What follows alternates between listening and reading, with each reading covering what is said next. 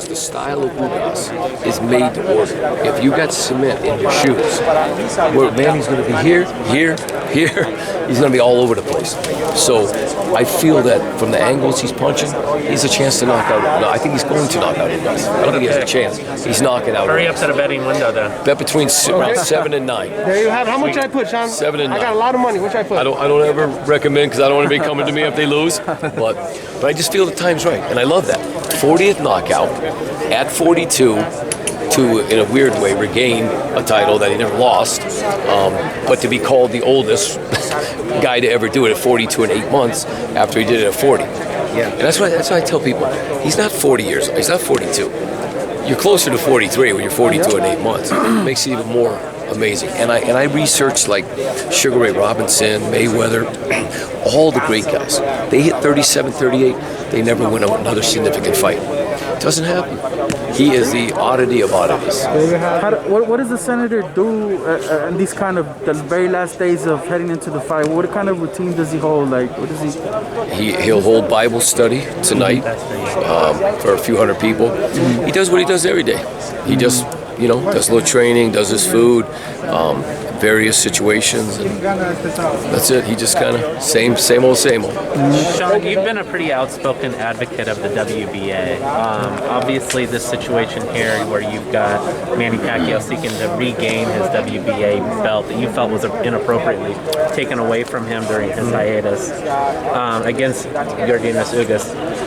What more? I mean, is the WBA doing enough to really sort of correct itself based on some of the transgressions we've seen over the last few months, years? Well, I could say since the fight with Miguel Fox, I think they had a huge wake-up call because I just see them like cleaning house, like the police are knocking on the door, like knock, knock, knock, and they're throwing shit in the toilet, they're fucking running, they're throwing shit, they're fucking panicking. I mean, they're seeing that what's happening, they needed to put a little control on it.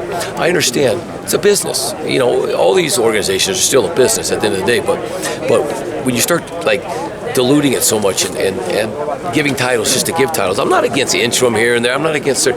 But when you just make an interim and another interim and a super and a gold just to do it, it gets a little, even for me in the business, gets a little kooky.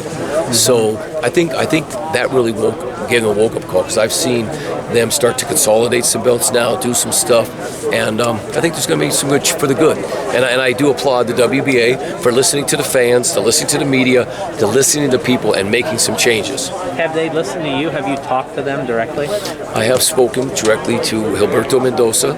He apologized for the situation, that it shouldn't have came to this.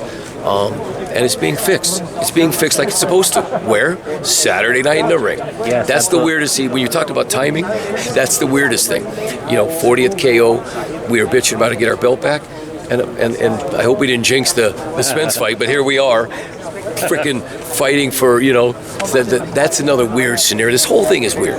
Everything's weird. Fabian Madonna, within an hour and a half of me getting the news on Ugas, he gets cut sparring. You know what I'm saying? It's like not that Ugas wasn't going to move up anyway, but all of a sudden here's his opponent out with a eye injury. Manny's guy's out with an eye injury, and I was waiting for a call like someone got COVID. You know what I mean? I would have took COVID any day of the year over the statuette. I was like, please, COVID, tell me it's COVID. But yeah, it's just this whole thing is really weird, but it's amazing that it's still going through. And that's a credit to the senator because he could have walked away and said, hey, let me go jump into something, let me figure something else out. But he trained so much, and like he says, he's a fighter, and that's what he was here to do. He's getting a lot of money too. Yeah, and at the end of the day, and then he's still getting paid well regardless. And he has a chance to gain back some belt that, whatever. The oldest welterweight champion. Yeah.